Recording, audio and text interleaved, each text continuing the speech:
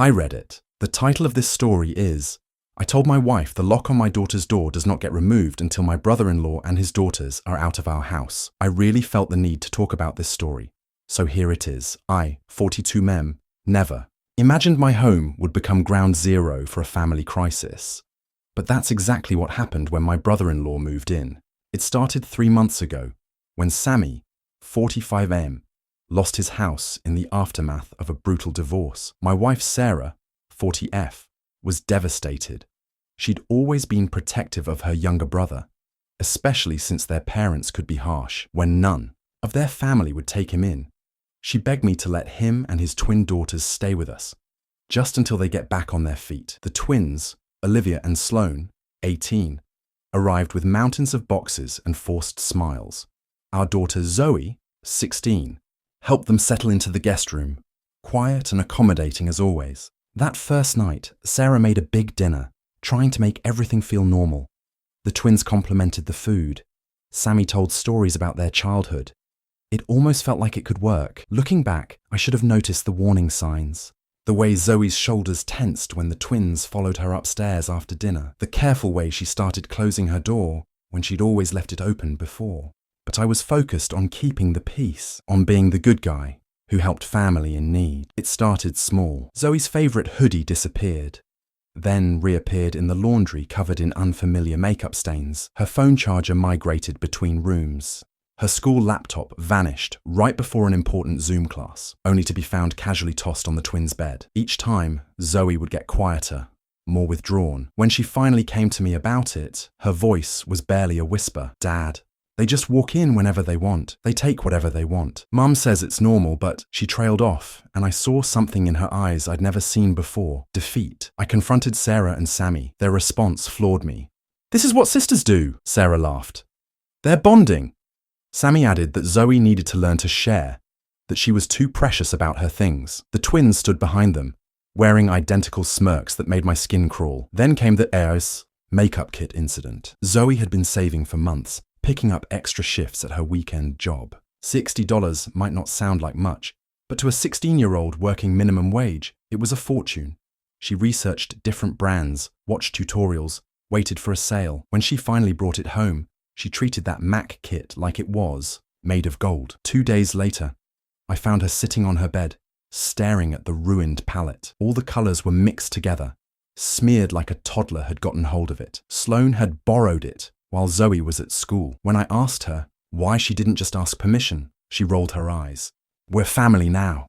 Family shares. That evening, I discovered something that chilled me to my core. Hidden under Zoe's bed were 3 carefully packed boxes. All her valuable possessions, her journals, her laptop, even her favorite childhood. Stuffed animal, everything that mattered to her, ready to be moved to her friend Anna's house. My daughter was literally planning to move her life out of her own home piece by piece, because she didn't feel safe here anymore. The lock was installed. The next day, not a flimsy privacy lock, a solid deadbolt with exactly 2 keys. One for Zoe, one for me. The explosion that followed was nuclear. Sammy raged about his daughters being treated like criminals. The twins cried about being excluded. Sarah was mortified, saying I was overreacting, that this would damage the girls' relationship forever. But it was Sammy's words that really got under my skin. He called Zoe's desire for privacy a defect, suggested she was trying to act too grown up with her adult makeup, said Sarah needed to fix this behavior before it got worse. The way he talked about my daughter made something shift inside me. That's when I made my stand. The lock stays until they leave. Sarah's sleeping in the guest room now. The twins slam doors and whisper loudly about how much they hate it here. Sammy's been making calls in the basement late at night, his voice getting more desperate each time. Last night I heard crying through the walls. Not Zoe's door, she was at a study group. It was coming from the twins' room. The kind of crying I recognize from when Zoe was younger, when she thought no one could hear her. The kind that makes you wonder what's really going on beneath the surface of a family. That crying from the twins' room kept me up most of the night. It reminded me of something I'd been trying to ignore. These girls lost everything too. Their mum moved across the country with her new boyfriend right after the divorce. Their childhood home got sold to pay legal fees. And their dad, well, Sammy's not exactly handling things well. I tried talking to Sarah about it this morning, found her sitting at the kitchen table at 5 a.m., staring at her coffee like it might have answers. "They're just kids," she whispered, not looking up. "They're acting out because they're scared." Maybe she's right, but that doesn't make it okay.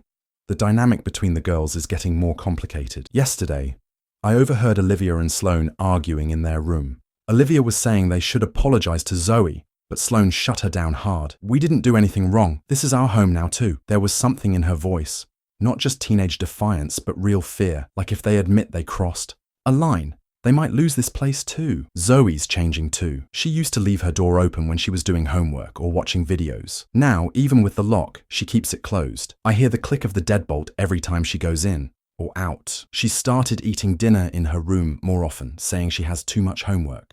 Sarah says I'm enabling her isolation, but I see how Zoe flinches when the twins stare at her across the dinner table.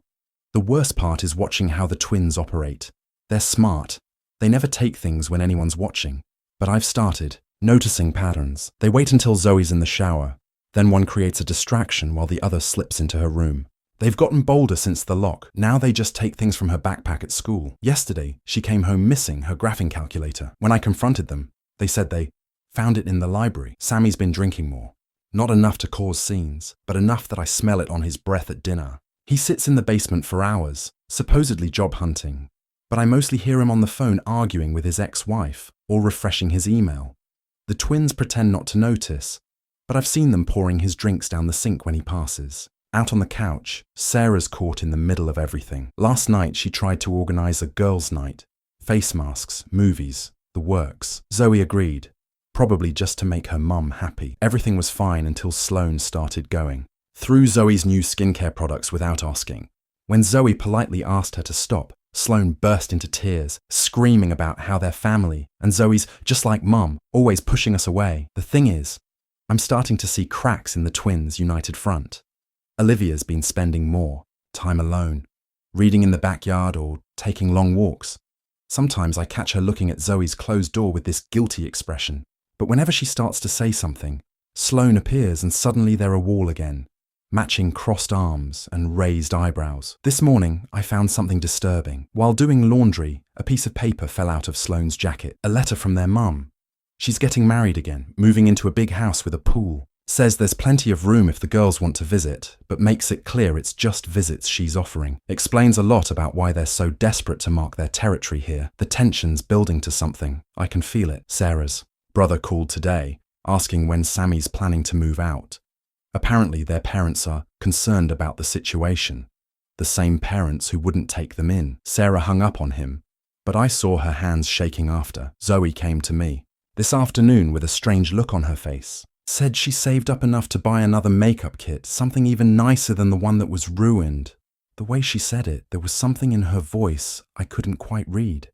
Like she was setting up a test. When I told her maybe she should wait, she just nodded. Like I'd confirmed something she already knew. I keep thinking about what Sarah said about the girls being scared. Maybe we all are. Scared of what happens when you put too many hurt people under one roof. Scared of what happens when boundaries get erased in the name of family. But mostly, I'm scared of the look I saw in Sloane's eyes today when she watched Zoe unlock her door. Not anger anymore, but something closer to challenge. I should have known something was coming. The way Zoe kept mentioning that new makeup kit, showing me websites, leaving her shopping cart open on the family computer. She wasn't just planning a purchase. She was laying a trap, and God help me. I let her do it because I wanted to see what would happen too. She bought it last Thursday, not just another MAC kit. This time she went for some limited edition collection that cost almost twice as much. When the package arrived, she made a show of unboxing it at the kitchen table. While the twins watched from the doorway, I saw Sloane's fingers twitching, the way her eyes followed every sparkly palette and brush. Olivia just looked tired. Zoe took her time arranging everything on her desk, right by the window, where anyone walking past could see it. Then she did something that surprised me. She left her door unlocked when she went to shower. I almost said something, but the look she gave me as she walked to the bathroom stopped me cold. She knew exactly what she was doing. It took less than 10 minutes. I was in my home office, pretending to work, while actually watching the hallway through the reflection in my monitor. Sloane waited until she heard the shower running, then slipped into Zoe's room. This time, though, Olivia didn't play lookout. She stood in their bedroom doorway, wringing her hands. What happened next still has my stomach in knots. Zoe hadn't actually gone to shower. She was hiding in her closet. The moment Sloane picked up one of the pallets, Zoe stepped out. "Do you need something?" she asked, voice steady. Sloane jumped like she'd been shocked. "I was just looking," Sloane said, but her hand was already unscrewing one of the compacts. "That's what sisters do, right? Share makeup? We're not sisters," Zoe replied. "And that's not yours to share." That's when Sloane snapped. She didn't just open the makeup this time. She started smashing it, grinding the powders together, smearing them on Zoe's desk, her hands moving faster and faster while she screamed about how this was her home now, how Zoe couldn't keep things from her, how she was sick of being treated like a criminal. I was halfway down the hall when Olivia rushed past me into the room, but instead of backing up her sister like usual, she grabbed Sloane's hands. "Stop it! Just stop! This isn't going to make Mum come back." The silence that followed was deafening. Sloane stared at her sister like she'd never seen her before. Zoe stood frozen by her closet, and there in the doorway were Sarah and Sammy, who'd come running at the noise. Sarah started to say something about replacing the makeup, but Sammy cut her off. "This is what happens when you spoil a kid," he slurred. Apparently, he'd started drinking early today. "My girls never had fancy makeup before their mother left. Now look what your precious princess has done to them." That's when Sloane started laughing. Not normal teenage laughter, something harsh and broken. "Precious princess? Daddy, you haven't even noticed I've been wearing her clothes for weeks. Or that I took her laptop charger because you won't replace mine. Or that..." She stopped suddenly, glancing at Olivia, who had gone very pale. "What else have you taken?" I asked quietly. The way both twins flinched told me everything. Sarah was crying now. "Girls, if you needed things, you just had to ask. We would have..." "Would have what?" Sloane's voice could have cut glass. "Bought us stuff like you buy her. Given us a nice room with a lock. Treated us like we belong here instead of like some charity case you took in because nobody else would." "That's enough," Sammy shouted, but Olivia wasn't done.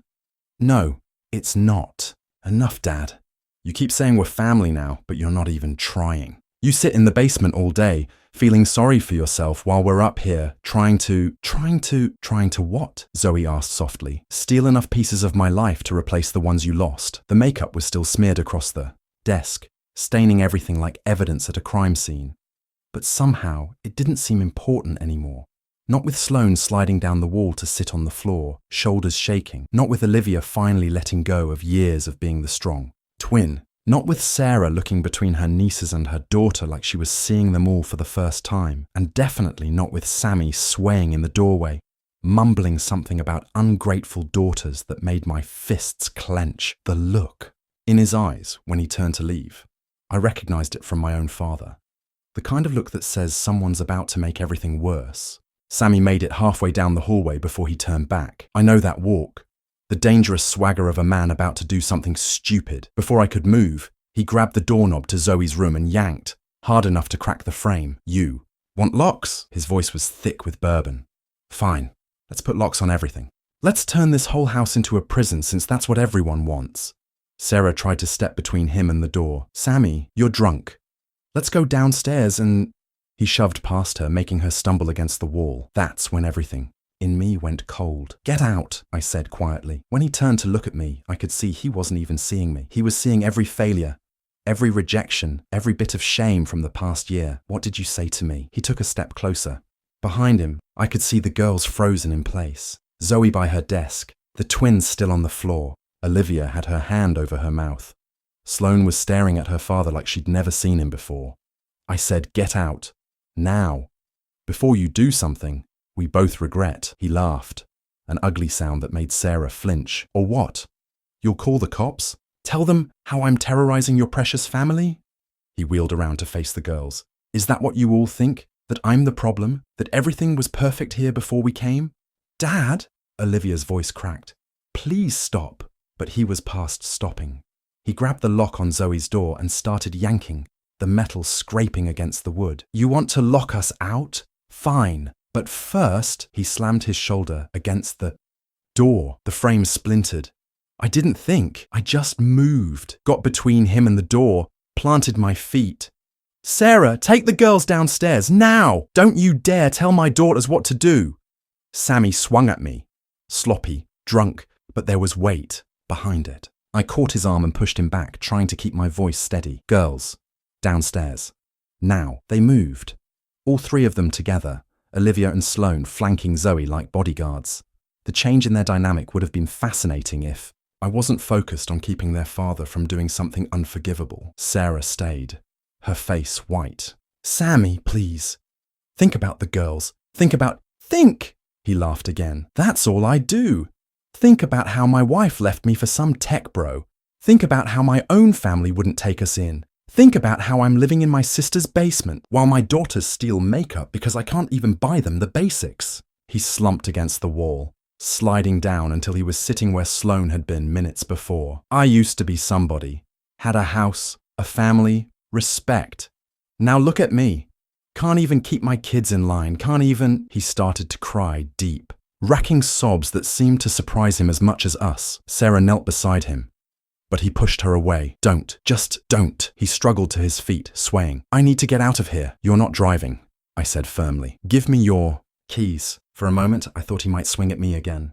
Then his shoulders slumped. He pulled his keys out and dropped them at my feet. Without another word, he stumbled down the stairs and out the front door. We watched from the window as he walked unsteadily down the street, disappearing into this gathering dark. Sarah was already on the phone, calling everyone she could think of to help look for him. I went downstairs to check on the girls and found them in the living room, huddled together on the couch. Zoe was holding Sloane while she cried. Olivia was texting frantically, trying to reach friends, I assumed, to help find their father. Sloane hiccuped. He's never been like that before. Not even when Mom left. He's been like that for a while, Olivia said quietly.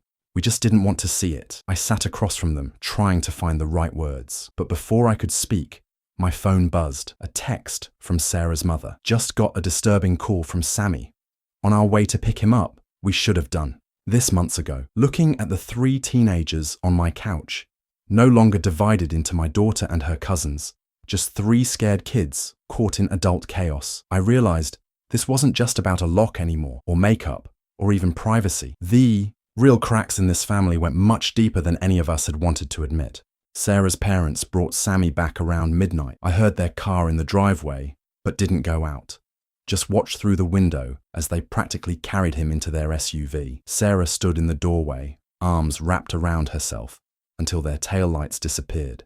When she finally came inside, she looked older than I'd ever seen her. They're taking him to their lake house, she said, voice hollow. Mum says they should have stepped in months ago, that they were wrong to turn him away. She laughed, but it sounded more like a sob. Funny how it takes a complete breakdown for family to finally do the right thing.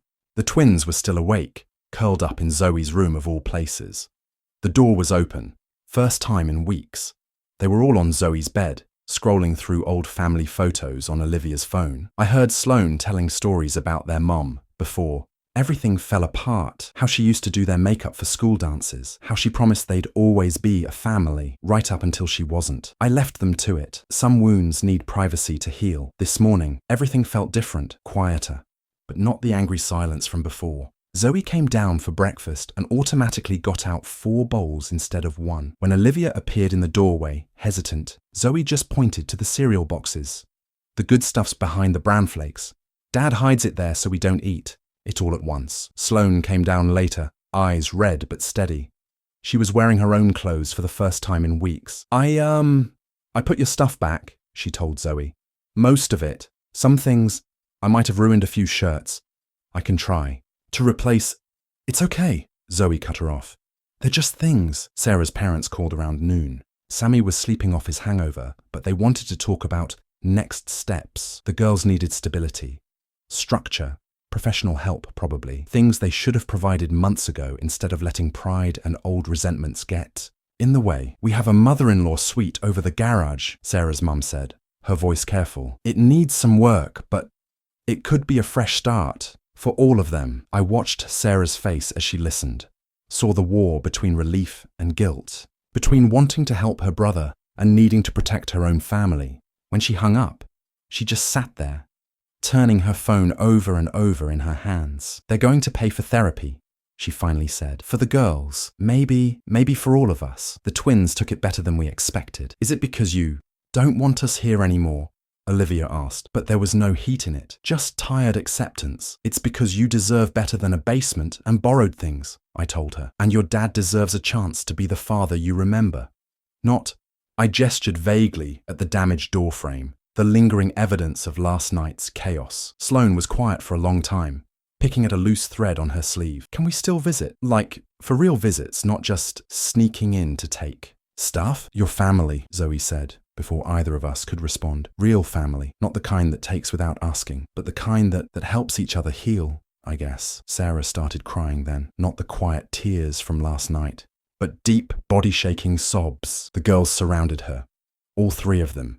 No divisions, no sides. I heard fragments of apologies, promises, plans for weekly dinners, and proper shopping trips, and maybe even a vacation together once things settle. But families are complicated things. As I watched them, I couldn't help but notice how Sloane's hands kept fidgeting, like she was fighting the urge to grab onto something solid. How Olivia's eyes kept darting to the front window, maybe watching for their father's return. How Sarah's smile wavered every time someone mentioned fresh starts and moving forward.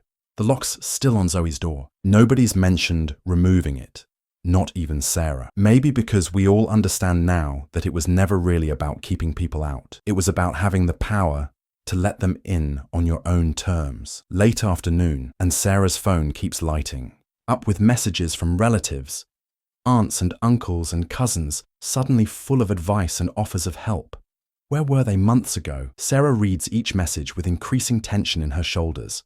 I can see the storm building, years of family, dynamics ready to explode. And in the middle of it all, 3 teenage girls trying to rebuild trust, one borrowed makeup brush at a time. Sarah's phone wouldn't stop buzzing. Every relative who'd ignored Sammy's situation for months suddenly had opinions about what should happen next. The last straw came when her aunt sent a long message about how some people just aren't cut out for raising teenagers, and maybe the twins would be better off with more experienced parents. I found Sarah in our bedroom, systematically deleting messages.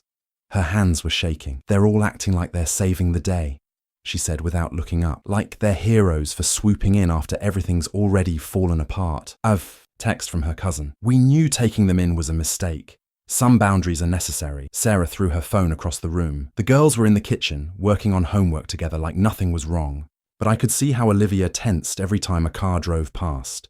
How Sloane kept checking her own phone. No messages from their father yet. Sarah's parents said he was resting, but we all knew what that meant. Around dinner time, Sarah's brother, Mark, showed up unannounced. He stood on our porch with a casserole and a rehearsed speech about family duty. Sarah let him talk for exactly 30 seconds before she snapped. Where were you? Her voice was razor sharp. When Sammy lost the house? When the girls needed school supplies? When your own nieces were wearing borrowed clothes because no one would help their father get back on his feet?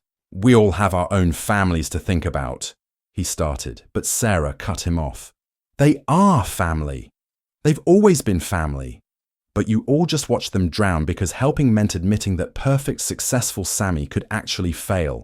The girls had gathered in the hallway, drawn by the shouting. Sloane was gripping Olivia's hands so tight their knuckles were white. Zoe stood slightly behind them, one hand on each of their shoulders. Mark tried to push past Sarah into the house. You're being hysterical. This is exactly why Mom and Dad need to take over. Take over what?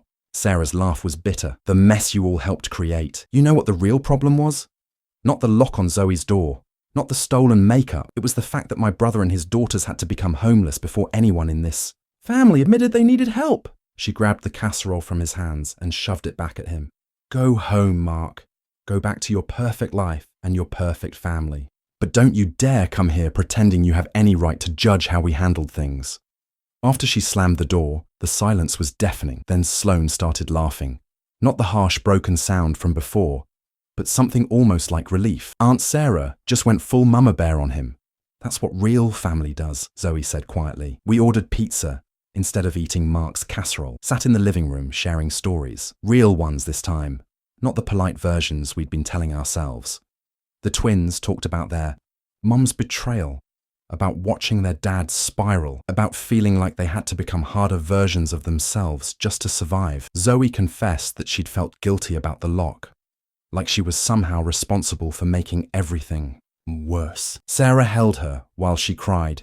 then held the twins when they started crying too. My phone buzzed. A message from Sarah's parents. Sammy was asking to talk to his daughters.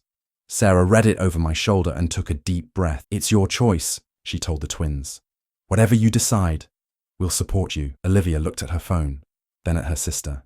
Maybe tomorrow. Tonight feels important." Later, I found Sarah sitting on Zoe's bed, running her fingers over the splintered door frame. The lock was still there, but it didn't seem as necessary anymore. Not with the twins asleep on air mattresses on Zoe's floor. All three girls having decided they needed a cousin sleepover to process everything. "We're going to need to have some hard conversations tomorrow," Sarah said softly. "About Sammy, about the future, about how we all move forward from here." "Tomorrow," I agreed. "Tonight, let them just be girls who found their way back to being family."